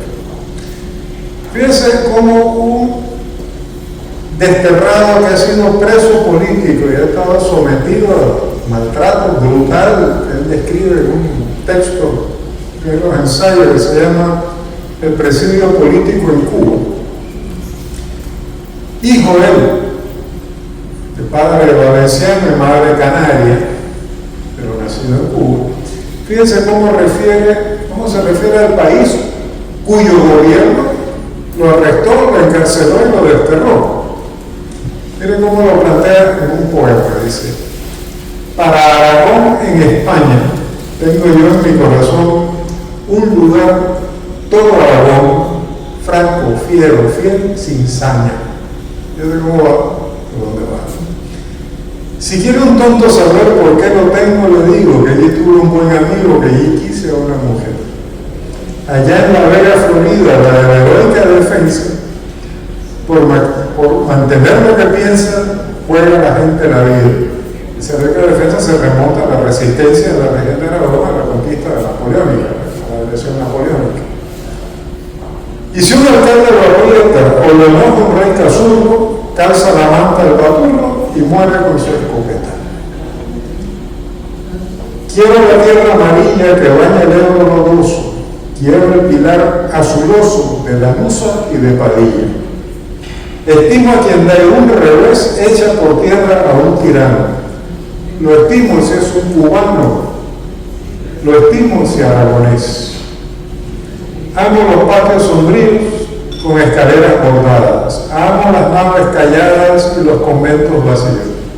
Amo la tierra florida, musulmana o española, donde rompió su corona la poca flor de mi vida. ¿Te cuenta? Eso es ser coherente, es una estructura de valor que trasciende las apariencias. En teoría debería haber odiado a España porque le había hecho esto y aquello, pero no. tenía un criterio formado ya en la escuela donde estudió, como decía Marlene ayer, que le transmitió, digamos, los grandes valores de la ilustración, etc. El problema no era sabérselos de memoria y recitarlos y decir libertad, igualdad, fraternidad. El problema es asimilarlos y convertirlos en conducta. Y llegar al nivel de libertad, donde él puede amar a Aragón y decir que ama al que echa por tierra un gigante. Lo amo si es un cubano. Aragonés, ¿me dan cuenta? Ahí llegamos a ese nivel de consistencia que solo se tiene un alma que ha encontrado los términos de su propia coherencia con la realidad. Muchas gracias por su comentario.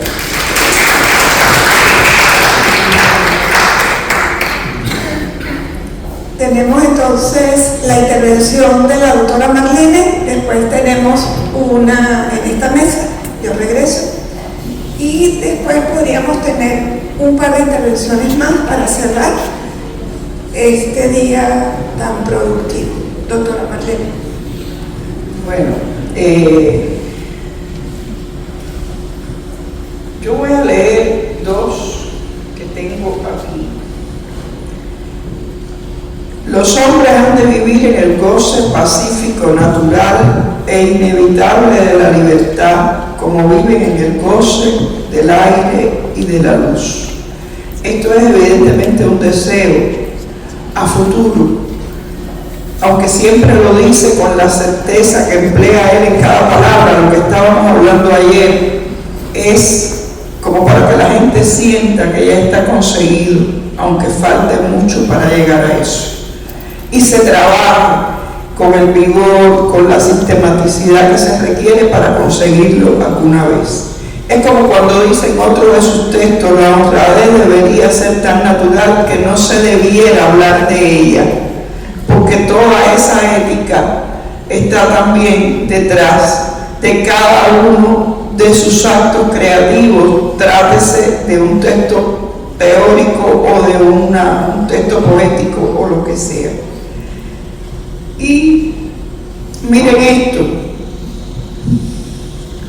los pueblos necesitan de la fuerza de ambos sexos, pero es esencial educar a las mujeres para que remen solas en el mar revuelto de la vida y sostengan su propio destino.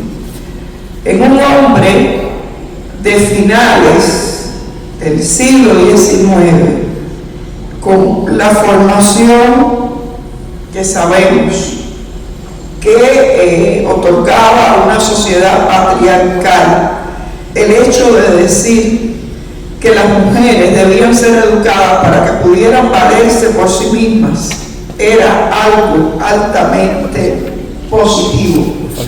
Yo me he encontrado hoy, bueno, no aquí, cuando digo hoy quiero decir en el presente, en algún momento, personas que me dicen, no, que Martí era machista. Bueno, no era más machista que la media de los hombres de hoy. Ya quisieran muchos hombres de hoy pensar como pensaba Martí en aquel momento. Yo les aconsejo que busquen. Yo leí el texto electrónico, no recuerdo, Guillermo, si está la carta a María Mantilla, no están los textos seleccionados, pero en la relación de citas sí está. Busquen esa carta a María Mantilla, que ha sido considerada como testamento pedagógico de José Martí, la del 9 de abril del 95, que está en Santo Domingo en vísperas de partir hacia Cuba para la última guerra, y le escribe a esa niña a la cual quiere como hija y que se prepara para ser maestra. Le da consejos sobre cómo iniciar a los niños en el estudio de la botánica, sobre cómo organizar sus clases de gramática, sobre cómo traducir del francés al español un libro que puede utilizar en sus clases, y sobre cómo debe encarar su vida adulta con un trabajo honrado que le permita ganar respeto de sus semejantes y que no la obligue la dependencia económica a atarse a un matrimonio que no fuera sustentado por el amor verdadero. Yo recomiendo de verdad que lean esa carta. Esa carta la necesitan las mujeres hoy, en muchos lugares. No creo que en este entorno, porque aquí estamos entre mujeres empoderadas, poderosas, decididas a enfrentar la vida, a transformar la sociedad en que están viviendo. No estoy hablando de este entorno, pero la mujer contemporánea necesita conocer esa carta. Búsquenla, léanla, compártanla con sus alumnos, con los alumnos varones también, porque tiene una actualidad extraordinaria y fue escrita en 1895, no perdamos eso de vista, y fue escrita por un hombre que había recibido él mismo una educación patriarcal, la típica de la época. Y recuerdo ahora a lo que le trae, uno se pone a hablar y te empiezas a acordar de otras cosas.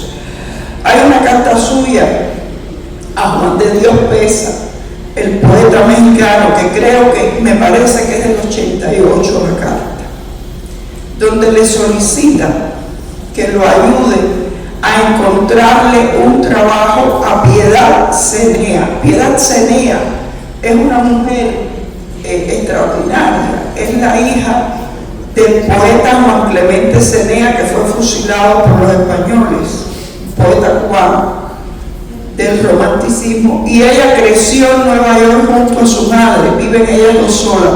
Es una mujer bellísima, de esas bellezas deslumbrantes que vuelven loco a cualquier hombre, pero además una mujer cultísima. Y Martí le solicita a Juan de Dios Pesa que le consiga trabajo, un trabajo regular, yo no sé por fin si Pesa se lo pudo conseguir o no, en algún periódico mexicano que le permita a ella, que está malviviendo como maestra, y con eso se mantienen ella y su madre, una holgura económica, porque dice que ella es la más cumplida criatura que escribe hoy en idioma español, y su rara belleza la condenará a un matrimonio servil. Y bueno, ya no son las palabras totalmente exactas, pero le dice que ese empleo le permitiría desarrollar su talento y ser útil a los demás. 1888. Sé que Piedad publicó muchos textos en algunos periódicos hispanos en Nueva York que firmaba con el seudónimo de La Golondrina. Pero bueno, no sé si el poeta mexicano finalmente pudo ayudar a Martí en esa gestión. Muchísimas gracias.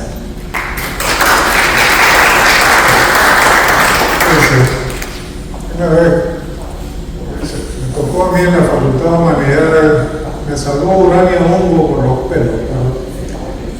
Me tocó hacer una presentación sobre Martí, me cayó un poco de feministas encima de querer devorar, ¿no? Que estaba ahí, bueno, salí indemne. Pero fíjense, ¿de qué mundo venía Martí? ¿Quién es la principal poeta mujer? No poetisa, poeta mujer de la América Española. Sor Juana Inés de la Cruz, mujer que sabe latín, una mujer que para poder ejercerse como intelectual en México del siglo XVII, optó por hacerse monje y meterse en un convento, porque ahí podía dedicarse a leer y estudiar, cosa que le estaba vedada fuera del convento. Ese es el nivel del patriarcalismo más que del machismo dominante en nuestra América. La lucha por abrir esos espacios, por abrir esas corrientes, dar paso al aire en ese ambiente viciado, muy largo, muy difícil. Y yo creo que en Martí tenemos que ver su comprensión de estas circunstancias de las que hablamos antes y su visión de la mujer, que no excluía para nada apreciar su feminidad. Como me quedé entusiasmado, voy a pedir un momento para leerles otro cuento. También en busca de la misma coherencia. Martí está desterrado en España. En teoría debería odiar a los españoles y todo lo que significa extraño. Y este es un poema en que su repudio al Estado español como Estado colonial aparece por un instante y después se diluye en su admiración infinita por una mujer. Fíjense lo que dice aquí. Esto es educación. El alma trémula y sola padece al anochecer. Hay baile, vamos a ver la bailarina española. Han hecho bien en quitar el banderón de la acera, porque si está la bandera, no sé, yo no puedo entrar. Ya llega la bailarina, soberbia y pálida llega. ¿Cómo dicen que es gallega? Pues dicen mal, es divina. Lleva un sombrero torero y una capa carmesí, lo mismo que una velí que se pusiera un sombrero. Se ve de paso la ceja de mora traidora, y la mirada de mora y como nieve la oreja. Preludian, bajan la luz y salen bata y mantón, la Virgen de la Asunción bailando un baile de luz. Alza, retando la frente, cruza hacia el hombro la manta, en arco el brazo levanta, mueve despacio el pie ardiente. Repica con los tacones el tablado de salamera como si la tabla fuera tablado de corazón. Y va el convite creciendo en las llamas de los ojos y el manto de flecos rojos se va en el aire meciendo. Súbito de un salto arranca, húrtase, se quiebra, gira, abre en dos la cachemira, ofrece la bata blanca. El cuerpo cede y ondega, la boca abierta provoca, es una rosa la boca, lentamente taconea. Recoge de un débil giro el manto de flecos rojos, se va cerrando los ojos, se va como en un suspiro. Baila muy bien la española, es blanco y rojo el mantón, vuelve fosca a un rincón, el alma trémula del sol. Bueno, la narración de un baile flamenco, pero siempre en esta tensión, si está la bandera, no sé, yo no puedo entrar. Y me trae a la memoria que en 1976, por ahí, que yo estaba de vuelta de Cuba, de haber estudiado, alguien me invitó a comer en un restaurante. Y me llevó a la zona del canal, a un restaurante que tenía una bandera norteamericana sobre la puerta. Y quizá era por la educación que había recibido, pero nos fuimos a Manolo. Venga, gracias. Muchas gracias a todos. Gracias por este espacio que hemos tenido de reflexión, de intervención, de leer sobre la obra de José Martí y sobre todo de compartir y de tener un sano debate todos juntos. Quisiéramos ahora ya, para ir preparándonos para el cierre, cederle primero la palabra a la doctora Nadia, que va a hacer unas palabras, luego tenemos la emisión desde los certificados, posteriormente la fotografía y luego tenemos el almuerzo. ¿Bien? ¿Cómo me ponen a mí entre ustedes y la comida? Qué injusticia.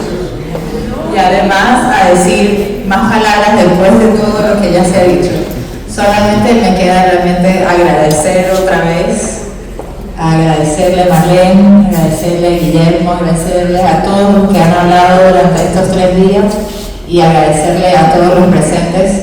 Cuando abrimos, les pedí que pensaran, que preguntaran, que contribuyeran a un diálogo durante estos 3 días. Y así ha sido, realmente han sido 3 días de compartir, de pensar juntos y ha sido sumamente enriquecedor, no solamente por el calibre de las presentaciones que hemos tenido, que han sido realmente de lujo, gracias, sino también por el nivel de la reflexión y la conversación que hemos podido tener Así que gracias a todos por construir con nosotros este espacio durante estos días. Hasta la próxima.